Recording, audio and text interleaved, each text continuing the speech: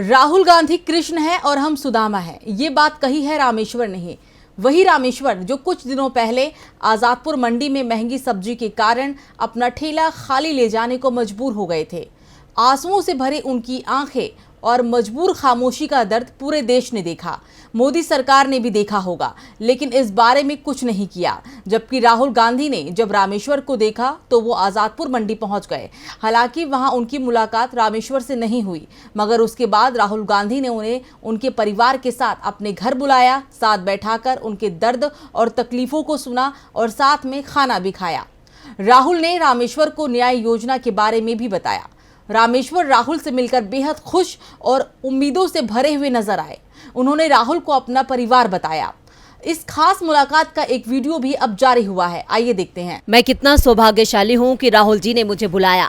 भरत मिलाप हुआ था, जैसे सुदामा का कृष्ण जी से मिलाप हुआ था, उसी तरह मेरा और उनका मिलाप हुआ है।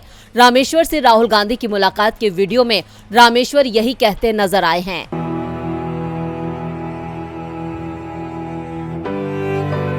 मेरा नाम रामेश्वर है। मेरा काम मजदूरी है, सब्जी बेचता हूँ। कोई पढ़ा लिखा हूँ नहीं, इसी से अपने परिवार का गुजारा करता हूँ। मेरा सपना बस यही था कि मुझे चैन से 2 रोटी मिलती रहे और मेरा परिवार भूखा ना रहे। राहुल सर जैसे इंसान जो दर्द को पहचानते हैं, दुनिया का दर्द पहचानते हैं, उन्होंने मेरी देखो पुकार सुनी। मेरा कितना सौभाग्य है कि सर मुझे बुला रहे हैं। राहुल गांधी को जब रामेश्वर राहुल सर कहकर बुलाते हैं तो राहुल उन्हें हंसते हुए टोकते हैं कि मुझे आप सर क्यों बुला रहे हो, मेरा नाम राहुल है। राहुल के इस अपनेपन को देखकर रामेश्वर के साथ साथ देखने वालों का दिल भी भीग जाता है। इतनी सहजता शायद ही किसी बड़े राजनेता से किसी साधारण इंसान को आज के दौर में मिलती है। मिलना है, जरूर मिलना है। मेरा मन बहुत उछल उछल के कह रहा है एक बार सर से जरूर मिलूंगा। मुझे आप सर क्यों बुला रहे हो? मैं सर थोड़ी हूँ। मेरा नाम राहुल है, आप मुझे राहुल बोलो। तो राहुल सर से मैंने कहा मैं मिलूंगा। सर नहीं बोलना। तो कहाँ से आए आप? जागीरपुरी से आए हैं। अच्छा, ओरिजिनल कहाँ से है? यूपी? ओरिजिनल यूपी के। क्या करते थे पापा? पापा अनाज की तोलाई किया करते थे। पापा भी मजदूरी करते थे और जब पापा एक्सपायर हो गए। कैसे एक्सपायर हुए? बीमारी थी उनके। क्या एज थी आपकी? सांस की बीमारी थी। दमा? हाँ, दमा, सांस फूलता था उनका। मुझे भी हल्का हल्का हो गया, यानी रिक्शा खींचते खींचते, नहीं खींचता है फिर भी खींचता हूँ। गांव में फिर भी खुशहाल थे, यहाँ आगे बहुत। आपने सोचा होगा कि देखो हमने शहर जाएंगे तो शायद थोड़ा अच्छा होगा। हाँ, हमने सोचा था हम जैसे दिल्ली जाते हैं तो हमें वहाँ खुशहाली मिलेगी, हमारा परिवार अमन चैन में रहेगा, यानी सही रहेगा, हमारा खान पान सही हो जाएगा दोनों टाइम का। मगर यहाँ और ज्यादा बदतर हो गया, गरीबी में जो। रामेश्वर राहुल को अपनी गरीबी के बारे में बताते हैं और कहते हैं कि जिन उम्मीदों के साथ शहर आए थे वो पूरी नहीं हुई। सरकार की नीतियों के कारण गरीबी दूर नहीं हो रही है। जब वो कहते हैं कि पिता की मौत हुई तो राहुल उनसे पूछते हैं कैसे। पापा अनाज की तोलाई किया करते थे। पापा भी मजदूरी करते थे और जब पापा एक्सपायर हो गए। कैसे एक्सपायर हुए? बीमारी थी उनके। क्या एज थी आपकी? सांस की बीमारी थी। दमा? हाँ, दमा, सांस फूलता था उनका। मुझे भी हल्का हल्का हो गया, यानी रिक्शा खींचते खींचते, नहीं खींचता है फिर भी खींचता हूँ। गांव में फिर भी खुशहाल थे, यहाँ आगे बहुत। आपने सोचा होगा कि देखो हमने शहर जाएंगे तो शायद थोड़ा अच्छा होगा। हाँ, हमने सोचा था हम जैसे दिल्ली जाते हैं तो हमें वहाँ खुशहाली मिलेगी, हमारा परिवार अमन चैन में रहेगा, यानी सही रहेगा, हमारा खान पान सही हो जाएगा दोनों टाइम का। मगर यहाँ और ज्यादा बदतर हो गया, गरीबी में जो। रामेश्वर राहुल से कहते हैं कि किस तरह मेहनत के बावजूद उन्हें वो हासिल नहीं हो पा रहा है जिसके वो हकदार हैं। जो गरीब हैं वो और गरीब हो रहा है और जो अमीर हैं वो आबाद होता जा रहा है। ये कहना है रामेश्वर का और वो इसके लिए सरकार की आर्थिक नीतियों को जिम्मेदार मानते हैं। रामेश्वर की बेटी से भी राहुल बात करते हैं और रामेश्वर अपनी बेटी को पास बुलाते हुए कहते हैं ये भी परिवार है। वो तो खत्म होता जा रहा है और जो अमीर है वो आबाद होता जा रहा है। मेरे पास आ, मेरी बेटी यार, बैठ। हाँ, परिवार है, ये परिवार है भैया है तेरे। कौन सी बुक अच्छी लगती है? मेरे को पोल साइंस ज़्यादा अच्छी लगती है। Pol science? क्या उसमें क्या अच्छा लगता है? पॉलिटिक्स के बारे में जानने को मिलता है। बताओ, क्या थोड़ा मुझे समझाओ, पॉलिटिक्स के बारे में क्या क्या क्या अच्छा लगता है? मतलब अपने नेता के बारे में, अपने इतिहास के बारे में जानना अच्छा लगता है। आज लड़ाई मेरी भगवान से खत्म हो गई है।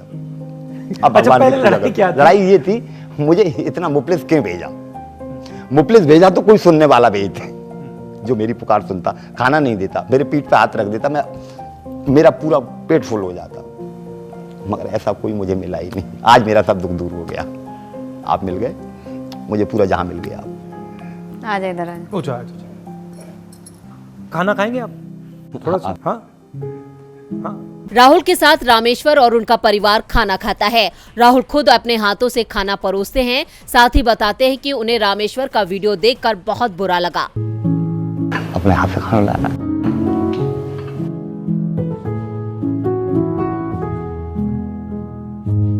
आज इनका व्रत है। व्रत है तो फल भी अलाउ नहीं है आपको? नहीं खा लूंगी। मैं लाता हूँ, आप लीजिए आप लीजिए।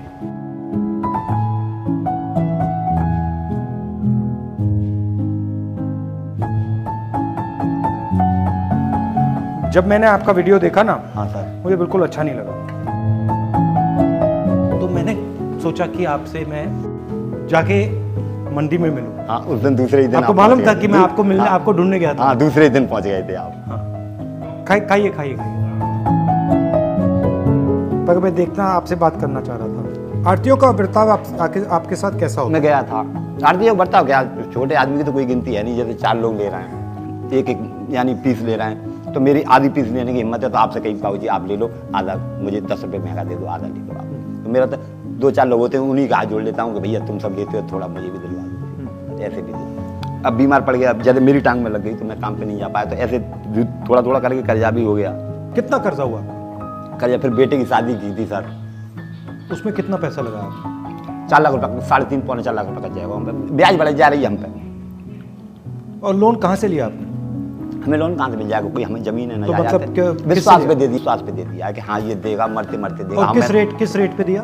4% लेते हैं, कोई 5। अब मुझे तो जरूरत है, मुझे 5 पे दोगे, 6 पे दोगे, मुझे तो जरूरत है, मुझे तो लेना पड़ेगा।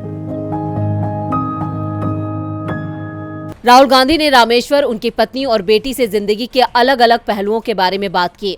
उन्होंने कांग्रेस की न्याय योजना के बारे में भी रामेश्वर को बताया, जिस पर रामेश्वर का जवाब था कि अगर ऐसा होता है तो जनता को इससे बड़ा सुकून नहीं मिल सकता। हमारा उसमें हर गरीब व्यक्ति को साल के 72,000 रुपए सीधे बैंक अकाउंट में देने थे। उसके बारे में आप क्या सोचते हो? महीने के 6,000। सर फिर तो आम जनता ऐसी हो जाएगी सर, इससे बड़ा सुकून जनता को कहीं मिलेगा ही नहीं कभी। अगर ऐसा होता है तो इससे बड़ा सुकून तो जनता। रामेश्वर और राहुल की मुलाकात का ये वीडियो सोशल मीडिया पर छाया हुआ है। कृष्ण सुदामा की कहानी तो हिंदुस्तान में बचपन से सबको सुनाई जाती है, लेकिन रामेश्वर ने जिस तरह राहुल गांधी से मिलकर अपना जीवन सार्थक हो जाने की बात कही है, उसे देखकर कहा जा सकता है कि एक पौराणिक कहानी को राहुल ने सच कर दिखाया है। इस मुलाकात पर राहुल ने एक ट्वीट करके कहा है, राहुल गांधी ने कहा, आर्थिक रूप से गरीब मगर दिल के बहुत धनी हैं रामेश्वर जी। जितनी भी देर बातें हुई उनके चेहरे पर मुस्कान बरकरार रही। उन्होंने उम्मीदें टूटने के किस्से बताए, मगर साथ में जिम्मेदारियों का एहसास भी है। उनकी हिम्मत असल मायने में आशा की सुनहरी किरण है। उन्होंने ये भी कहा कि आज करोड़ों अन्य भारतीयों की तरह रामेश्वर जी भी तरक्की की पंक्ति के आखिर में खड़े हैं। एक ऐसी जगह जहां ना रोजगार है, ना महंगाई से राहत, ना व्यापार के सही मौके और ना ही कोई आर्थिक सुरक्षा। जब तक हर सुविधा उन तक नहीं पहुंचती, ये कदम नहीं रुकेंगे, ये सिलसिला नहीं रुकेगा, यात्रा नहीं रुकेगी। डीबी लाइव की रिपोर्ट।